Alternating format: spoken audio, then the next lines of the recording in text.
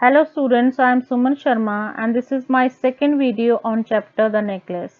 Here I will discuss some important questions as well as vocabulary regarding the same chapter. So let's do that. Question 1. What kind of person is Madame Loisel? Why is she always unhappy? Madam लॉसल जो किस तरह की इंसान थी और वो अपनी life से इतनी नाखुश क्यों थी? मटिल्डा आपको पता है किस तरह की पर्सन थी, जो कि अपनी लाइफ के साथ कॉन्टेंटमेंट उसकी नहीं थी, सेटिस्फेक्शन नहीं थी, जो लाइफ में उसको मिला था उसके साथ वो कंटेंटमेंट नहीं थी उसकी। और उसको लगता था कि जो ब्यूटीफुल, क्योंकि वो ग्रेसफुल थी, ब्यूटीफुल थी, और उसकी वजह से वो सोचती थी कि लाइफ में मुझे सारी कंफर्ट मिलनी चाहिए, एक गुड लाइफ होनी जिसमें सारी कंफर्ट हो, सारी लग्जरीज हो। और वो उसको बहुत ही गुस्सा चढ़ता था क्योंकि उसको एक सिंपल सी ऑर्डिनरी पुअर लाइफ जीनी पड़ती थी विद लिमिटेड मीन्स के साथ, मीन्स रिसोर्सेज के साथ, क्योंकि उसका हस्बैंड एक पैटी, एक इकोनॉमिकल क्लर्क था जिसकी इनकम बहुत ही कम थी। Next question, all these things torture and angered her. What all torture and angered Matilda? अब मडिल्डा की लाइफ में कौन सी ऐसी चीजें थी जिससे देख के उसको बहुत गुस्सा चढ़ता था? सबसे पहले उसकी नेचर थी कि वो लाइफ के साथ कंप्लीटली डिससेटिस्फाइड थी, असंतुष्ट थी, और उसको वो एक्सपेक्ट करती थी कि मेरी एक अफ्लुएंट लाइफ हो। अफ्लुएंस का मतलब होता है वेल्दी, जिसमें काफी ज्यादा पैसा हो, लग्जरीज हो। बट उसको एक वांट की, एक डिजायर की चाहना थी उसके दिमाग में, लेकिन उसको पॉवर्टी वाली लाइफ जीनी पड़ती है, गरीबी में उसको रहना पड़ता था। उसका अपार्टमेंट पुअर था, वॉल्स उसकी शैबी थी, चेयर्स जो थी वो वॉर्न आउट थी। ये सारी चीजें थी, poor apartment, shabby walls, simple life, ये सारी चीजें उसको क्या करती थी? गुस्सा दिलाती थी। तो this question is very important. And made her suffer incessantly. Incessantly का मतलब कॉन्टिन्यूसली। ये सारी चीजें उसको कॉन्टिन्यूसली बहुत ज्यादा डिस्टर्ब करती थी और गुस्सा दिलाती थी। Let's do question number 4। What does the expression his strength behind bars emphasise? His strength behind bar मतलब जो जू के अंदर जो उसकी स्ट्रेंथ थी अटैक करने की, वो कैसे जो अप्रेस कर दी गई है, सप्रेस कर दी गई है, तो उसके बारे में ये क्वेश्चन है। तो पॉइंट ये बताना चाहता है, इंप्लाई करना चाहता है कि स्ट्रेंथ जो है वो अप्रेस कर दी है। अप्रेस का मतलब होता है एक अपनी अथॉरिटी दिखा के, एक अथॉरिटी ऑफ पावर दिखा के, जब एक मैन होता है किसी के राइट्स को छीन लेता है, उसको बोलते हैं अप्रेस। और वो अप्रेस होता है, हेल्पलेस भी होता है क्योंकि एनस्लेव्ड होता है, एनकेज्ड होता है। अब इस, क्योंकि हेल्पलेस, एनस्लेव्ड, एनकेज्ड, एनिमल, तीनों वर्ड आपने यूज करने हैं, ठीक है, इसीलिए वो अप्रेस हो चुका है।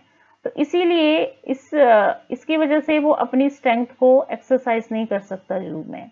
अब स्ट्रेंथ क्या होती है? To charge at people. Charge at people मतलब अटैक करना।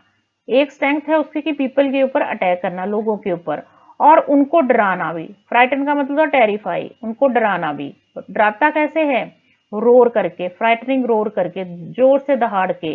And the bars of the cage restrict his movement and his power. आपको पता ही है कि केज के अंदर होता है, क्योंकि उसमें एक बहुत ही कन्फाइंड स्पेस होता है, जिस लेंथ ऑफ द केज होती है वो उतना ही ओनली स्पेस होता है जहां पे जो टाइगर होता है वो वॉक कर सकता है। तो इसकी जो पावर होती है अटैकिंग की, हंटिंग की, फ्राइटनिंग की, या उसकी जो मूवमेंट होती है छोटे से केज के अंदर क्या होती है? रिस्ट्रिक्ट हुई होती है। इसीलिए ये एक्सप्रेशन का मीनिंग ये है, स्ट्रेंथ बिहाइंड बार एम्फेसाइज का मतलब है हेल्पलेस है, एनस्लेव्ड है, एनकेज्ड है, अपनी स्ट्रेंथ को एक्सरसाइज नहीं कर सकता। कौन सी स्ट्रेंथ है? लोगों पे अटैक करना, लोगों को डराना, और उसकी जो मूवमेंट्स हैं उस केज के अंदर वो भी रिस्ट्रिक्टेड हैं, ठीक है। वो उसके लिए, उसके पास बहुत छोटा स्पेस है जहां पे वॉक कर सकता है और अपनी पावर को भी एक्सरसाइज नहीं कर सकता।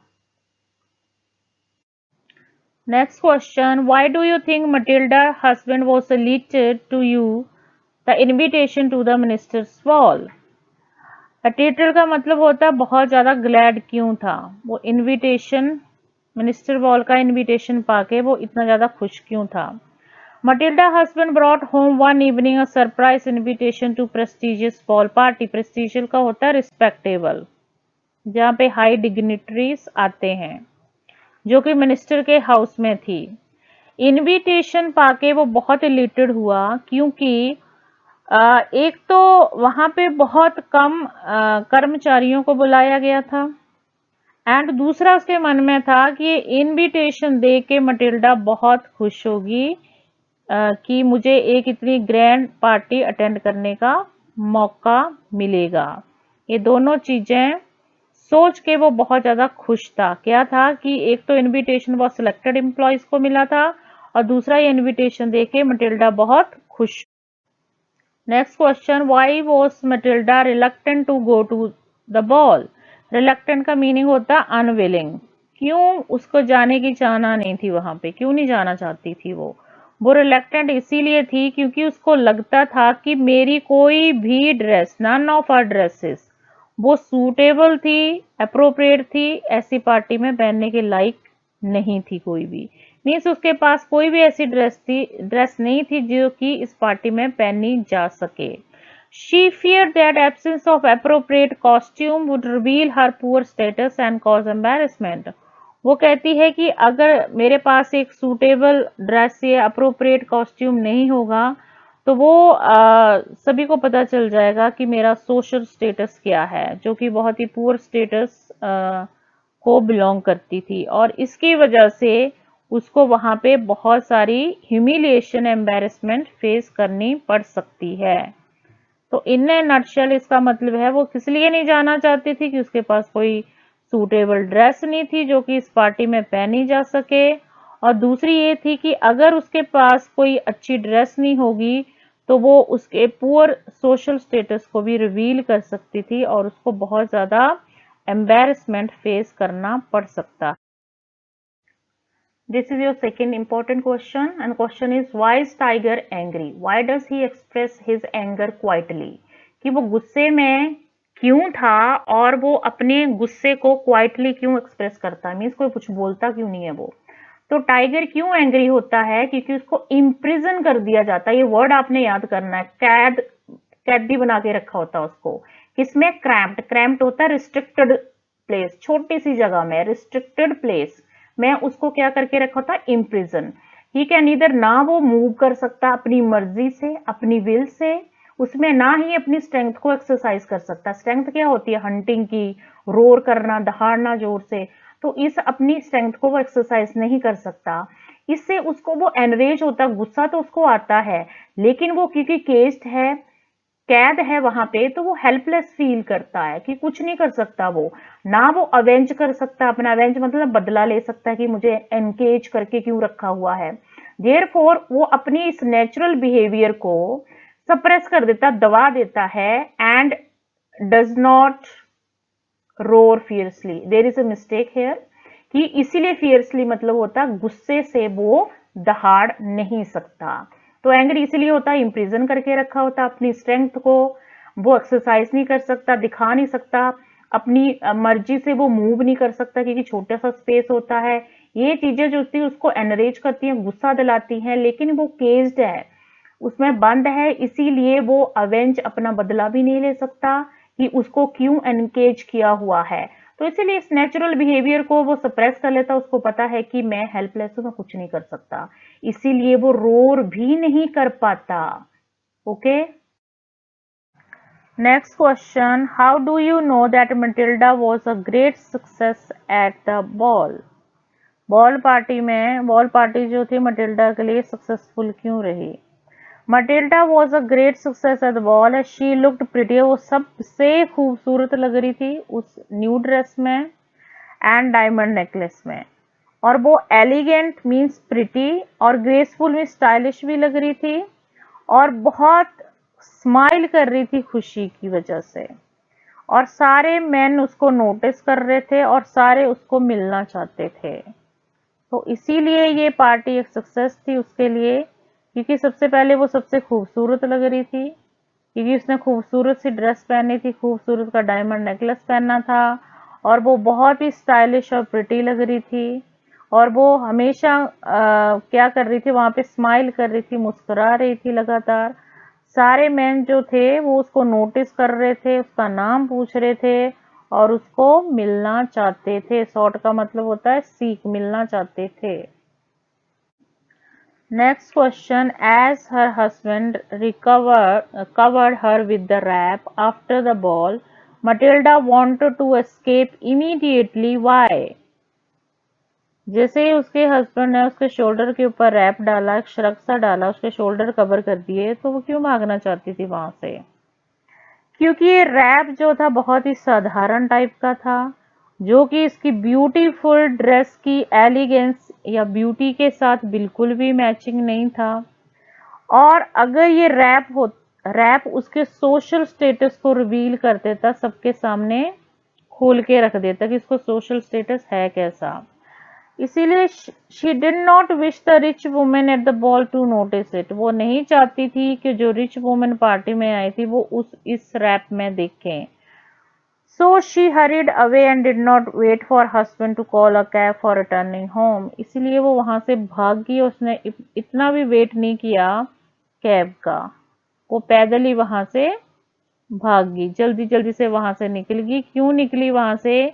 क्योंकि उसके हस्बैंड ने एक जो रैप डाला था उसके शोल्डर के ऊपर, वो कहीं और औरतों को पता ना चल सके। ठीक है, क्योंकि वो बिल्कुल उसके ब्यूटीफुल बॉल ड्रेस के साथ मैचिंग नहीं था, और अगर कोई वोमेन उसको देख लेती उसका सोशल स्टेटस पता चल जाता। What did Matilda fear while returning the necklace to Madame Forestier? मतलब मैडम फॉरेस्टियर को नेकलेस वापस करते टाइम मटिल्डा को किस चीज का डर था? उसको डर था कि हर friend would open the jewel box and might notice the substitution.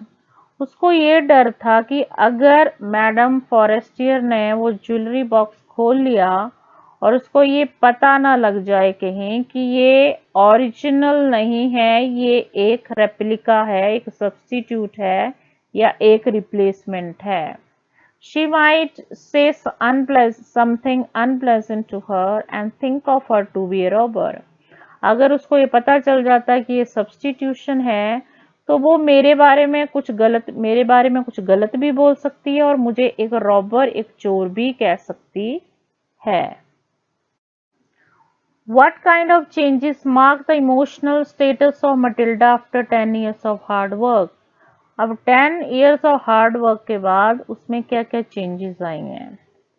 10 year hard work made Matilda strong women emotionally. आपको ये फ्रेज याद करना, स्ट्रॉन्ग वुमेन इमोशनली, इमोशनली बहुत स्ट्रॉन्ग बन चुकी है। अब उसकी कंप्लेनिंग नेचर चेंज हो गई है। She neither indulge in any self pity nor had any grudge against fate. Grudge का मतलब होता है कंप्लेन, फेट मीन्स डेस्टिनी, किस्मत।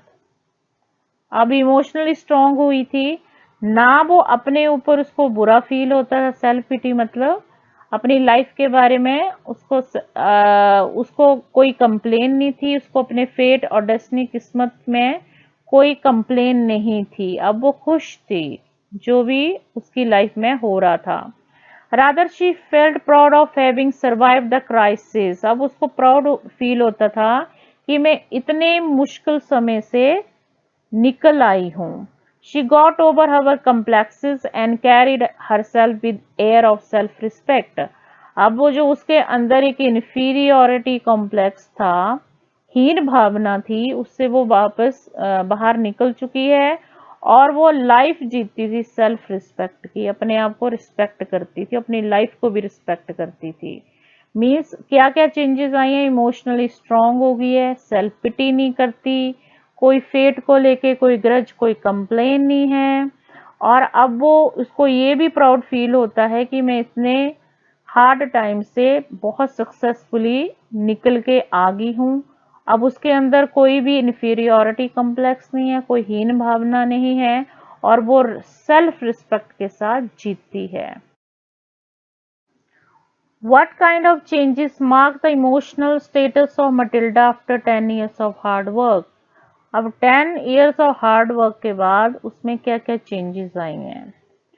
10 year hard work made Matilda strong women emotionally. आपको ये फ्रेज याद करना, स्ट्रॉन्ग वुमेन इमोशनली, इमोशनली बहुत स्ट्रॉन्ग बन चुकी है, अब उसकी कंप्लेनिंग नेचर चेंज हो गई है। She neither indulge in any self pity nor had any grudge against fate. Grudge का मतलब होता है कंप्लेन, फेट मीन्स डेस्टिनी, किस्मत। अब इमोशनली स्ट्रांग हुई थी ना, वो अपने ऊपर उसको बुरा फील होता था। सेल्फ पिटी मतलब अपनी लाइफ के बारे में उसको कोई कंप्लेन नहीं थी, उसको अपने फेट और डेस्टिनी, किस्मत में कोई कंप्लेन नहीं थी। अब वो खुश थी जो भी उसकी लाइफ में हो रहा था। Rather she felt proud of having survive the crisis. अब उसको प्राउड फील होता था कि मैं इतने मुश्किल समय से निकल आई हूँ। She got over her complexes and carried herself with air of self respect. अब वो जो उसके अंदर एक इन्फीरियोरिटी कॉम्प्लेक्स था, हीन भावना थी, उससे वो वापस बाहर निकल चुकी है और वो लाइफ जीती थी सेल्फ रिस्पेक्ट की, अपने आप को रिस्पेक्ट करती थी, अपनी लाइफ को भी रिस्पेक्ट करती थी। मीन्स क्या क्या चेंजेस आई हैं, इमोशनली स्ट्रांग हो गई है, सेल्फ पिटी नहीं करती, कोई फेट को लेके कोई ग्रज, कोई कंप्लेन नहीं है, और अब वो उसको ये भी प्राउड फील होता है कि मैं इतने हार्ड टाइम से बहुत सक्सेसफुली निकल के आ गई हूँ। अब उसके अंदर कोई भी इन्फीरियोरिटी कॉम्प्लेक्स नहीं है, कोई हीन भावना नहीं है, और वो सेल्फ रिस्पेक्ट के साथ जीतती है। ये जो नेक्स्ट क्वेश्चन है ये लॉन्ग क्वेश्चन में आता है। आई थिंक अगर इस चैप्टर में से कोई लॉन्ग क्वेश्चन में जो सबसे इम्पोर्टेंट क्वेश्चन है वो यही है, तो ये क्वेश्चन आप जरूर करिएगा। Intoxicating success of one night cost madam लॉसल drudgery for 10 years। और ये क्वेश्चन ऐसे भी पूछा जाता है, we should be content with what life gives us, discuss this statement in the light of story the necklace. ठीक है, कि एक जो इंसिडेंट होता है वो आपकी लाइफ को कैसे बदल के रख देता है, और अपनी लाइफ में जो भी हो रहा है उसके साथ कंटेंट रहना चाहिए, सेटिस्फेक्शन होनी चाहिए, ज्यादा डिजायर्स नहीं रखने चाहिए। तो ये this question is extremely important. Matilda was not content with life at given her. आपको पता ही है वो कंटेंटेड नहीं थी, जो लाइफ में उसके साथ था उस लाइफ के साथ वो बिल्कुल सेटिस्फाइड नहीं थी। She aspired for a life of riches and luxury. Aspired का मतलब होता है डिजायर। वो हमेशा किसकी ख्वाहिश रखती थी, किसके सपने देखती थी कि ऐसी लाइफ हो जिसमें सारी चीजें बहुत अच्छी हो, बहुत सारा कंफर्ट हो, लग्जरी हो। So determine to shine at the ministerial ball. और उसके दिमाग में था कि मिनिस्ट्रियल बॉल पार्टी थी, उसमें मैं आउटशाइन करूं, सबसे बेहतर लगूं। She borrowed a diamond necklace from her friend madam Forestier. उसके लिए उसने क्या किया, अपने मैडम फॉरेस्टियर जो कि उसकी फ्रेंड है उससे नेकलेस को बोरो किया। She brought her a brief moment of glory when she was the centre of attraction eight the ball. Brief moment of glory मतलब थोड़े टाइम के लिए उसको खुशी देना। ये जो डायमंड का नेकलेस था उसने उसको थोड़े समय क्षण के लिए एक खुशी दी थी, वो सेंटर ऑफ अट्रैक्शन बन गई थी, सारे उसी को देख रहे थे। As desired by her she was notice and sought after by everyone. जैसे ही उसने सोचा था वैसे ही हुआ, सारे उसको क्या कर रहे थे, उसकी तरफ देख रहे थे, उसको एक सेंटर ऑफ अट्रैक्शन बना दिया था, सारे उससे मिलना चाहते थे, उसकी प्रेज कर रहे थे, एडमायर कर रहे थे। Her dream was abruptly shattered with the discovery that the borrowed necklace had been lost. Abruptly होता सडनली। अब उसके जो पूरे सपने थे, इसका जो एंजॉयमेंट था वो सारा शटर हो गया। ठीक है, कब हुआ शटर, जब उसको पता लगा कि इसका जो नेकलेस उसने बोरो किया था वो गुम गया है। All effort to find it failed and finally she and her husband were forced to take huge debt in order to purchase a similar necklace। अब उसका रिजल्ट क्या हुआ है कि उसके हस्बैंड ने सारी कोशिशें कर ली उसको ढूंढने की, लेकिन वो फेल हो गई, उनको कहीं नहीं मिली। तो उन दोनों को क्या करना पड़ा, एक डेट में चले गए, बहुत बड़े डेट में चले गए, है ना। उनको बहुत बड़ा अमाउंट, एक ह्यूज अमाउंट जो था वो बोरो करना पड़ा था, लेंडर से लेना पड़ा था। किस लिए? ताकि वो सिमिलर डायमंड नेकलेस खरीद सकें, जो कि बहुत एक्सपेंसिव है, 36,000 पाउंड्स का था, नॉट पाउंड्स, फ्रैंक्स का था। The repayment of the debt took 10 years, long years of the back-breaking labor, which cost Matilda her youth, beauty and grace. अब इस डेट को भरते भरते कितने साल लग गए? 10 साल। 10 साल back breaking labour. Back breaking labour मतलब बहुत ही मुश्किल समय था उनके लिए, जिससे उसका जो ब्यूटी थी, सुंदरता थी, ग्रेस और यूथ सारा कुछ चला गया था। मतलब she was no more beautiful woman. Hence, the intoxicating success of one night cost Madame Loisels 10 years long of drudgery. Drudgery का मतलब यही होता है हार्डशिप, कि एक छोटे से इंसिडेंट की वजह से उनको 10 साल का लंबा समय बहुत ही मुश्किल से बताना पड़ा। Had she been content with what life had given her, she would have been spared of the trauma.